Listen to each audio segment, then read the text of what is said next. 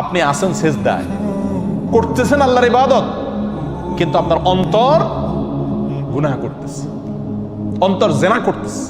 নামাজের মধ্যে আপনি জেনা করতেছেন, রোজা রেখে আপনি জেনা করতেছেন, ঠিক না বেঠিক?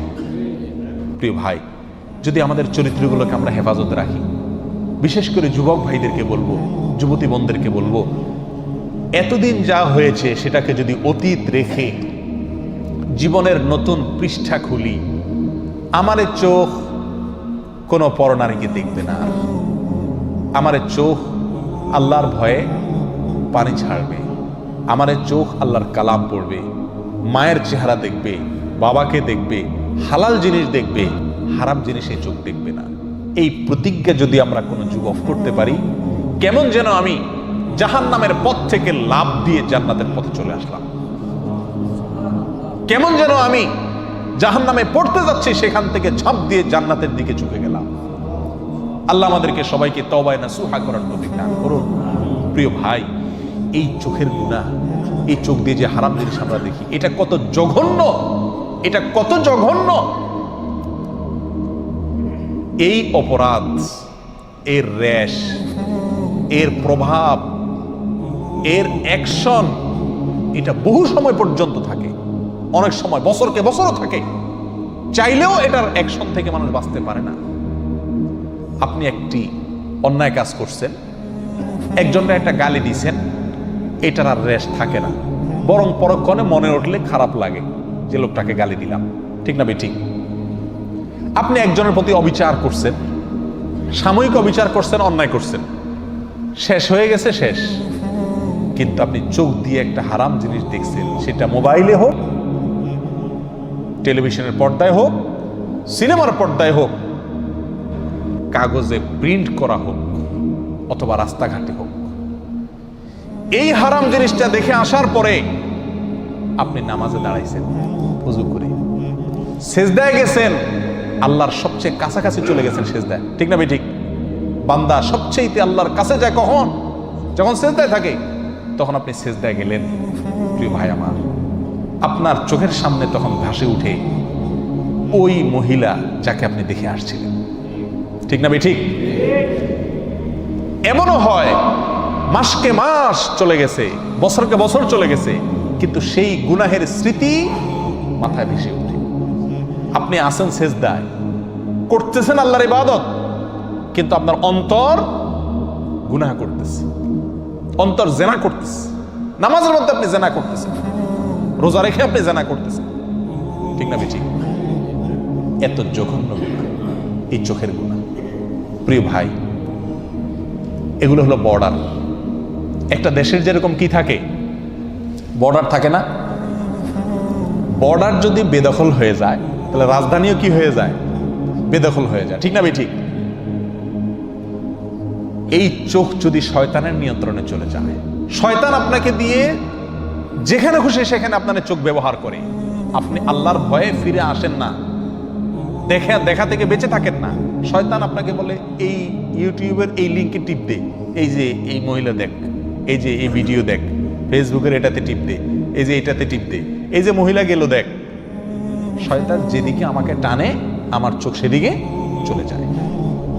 যদি এরকম হয়, যদি আমি এরকম কন্ট্রোলের বাহিরে হয়ে যাই, তাহলে কেমন যেন আমার শরীরের বর্ডার, এই চোখ, মুখ, কান, এগুলো আমার শরীরের কি রে ভাই? বর্ডার। বর্ডারের বিভিন্ন পয়েন্ট থাকে না, ঢুকার জন্য, বাইরে হওয়ার জন্য। এই কান, নাক, মুখ, চোখ, এগুলো হলো আমাদের শরীরের কি রে ভাই? বর্ডার। এই বর্ডারগুলো যদি শয়তানের নিয়ন্ত্রণে থাকে, এগুলোকে যদি শয়তান তার যেখানে খুশি সেখানে আমাকে দিয়ে ব্যবহার করায়, তাহলে আমার শরীরের যে রাজধানী অর্থাৎ কল্ব, আমার যে অন্তর, সেটা কার দখলে যাবে? শয়তানের দখলে যাবে। সারাদিন যেটা দেখবো নামাজে সেটাই মনে আসবে, অন্তরে সেটাই আসবে। প্রিয় ভাই, এই চোখের গুনাহকে আমরা গুনাহ মনে করি না। এর একটা অন্যতম কারণ হলো এই গুনাহটা করা খুব সহজ। চুরি, কি বলেন, এটা চাইলেও তো করা যায় না, নাকি? সবাই করতে পারে চুরি, ডাকাতি, খুন খারাপি, মদ খাওয়া, মানুষের সাথে অবিচার করা, অন্যের হক মারা, এগুলো চাইলেও তো মানুষ কি করতে পারে না। আবার অনেক অন্যায় আছে যেগুলো সামাজিক চাপের কারণে মানুষ করতে পারে না, কিন্তু এই চোখ দিয়ে যে হারাম জিনিস দেখা, এটা আজকে এমন সহজ হয়ে গেছে যে কি নামাজি কি বেনামাজি, কি দাড়িয়ালা কি বেদাড়িয়ালা, কি ভালো মানুষ কি মন্দ মানুষ, মোবাইল হাতে আছে, ইন্টারনেটের কানেকশন আছে, যা খুশি তা দেখতে পারে, রিমোট হাতে আছে, যা খুশি তা দেখতে পারে। ঠিক না ঠিক? শয়তান তখন আমাদেরকে প্ররোচিত করে, আমাদেরকে বিপদগামী করে, আমাদের দিয়ে হারাম কাজ করায়, আর করতে করতে করতে করতে একসময় বেহায়া হয়ে যায়, নির্লজ্জ হয়ে যায়, এরপর এটা নেশায় রূপ নিয়ে যায়। তখন বাঁচতে চাইলেও বাঁচাটা কি হয়ে যায়? কঠিন হয়ে যায়। আল্লাহ সুবহানাহু ওয়া তাআলা আমাদেরকে আমাদের চরিত্রগুলোকে ফুলের মতো পবিত্র করার তৌফিক দান করুন। এতদিন আমরা যা করেছি, আসুন আসুন প্রিয় ভাইরা, জাহান্নামের পথ থেকে লাফ দিয়ে জান্নাতের পথে চলে আসি। করবো তো ইনশাআল্লাহ। যে সমস্ত ভাইরা তওবা করবেন, তাদের পূর্বের গুনাহ আল্লাহ তাআলা মাফ করে দিবেন। অতীতে আমরা যা করেছি সেটার জন্য আজ তওবা করি। আমার এই চোখ দিয়ে আমি হারাম জিনিস দেখব না।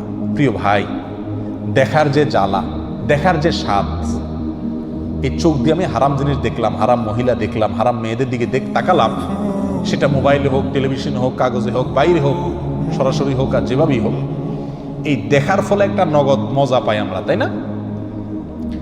আপনি একটি মুহূর্তের জন্য একটু আপনার এই মজাটাকে আল্লাহর জন্য কোরবানি করে দেন। আপনি দেখতে পাচ্ছেন একটা ভিডিও লিংক আপনার সামনে আসছে, টিপ দিলেই আপনি দেখতে পারবেন কেউ নাই। আপনি মনে করছেন যে আল্লাহ তিনি আছেন, দেখছেন। আল্লাহর ভয়ে আপনি ওখানে টিপ দিলেন না, ওইটাকে ইগনোর করে চলে গেলেন। সঙ্গে সঙ্গে আপনি ইনশাআল্লাহ অন্তরের ভেতরে ঈমানি স্বাদ অনুভব করবেন।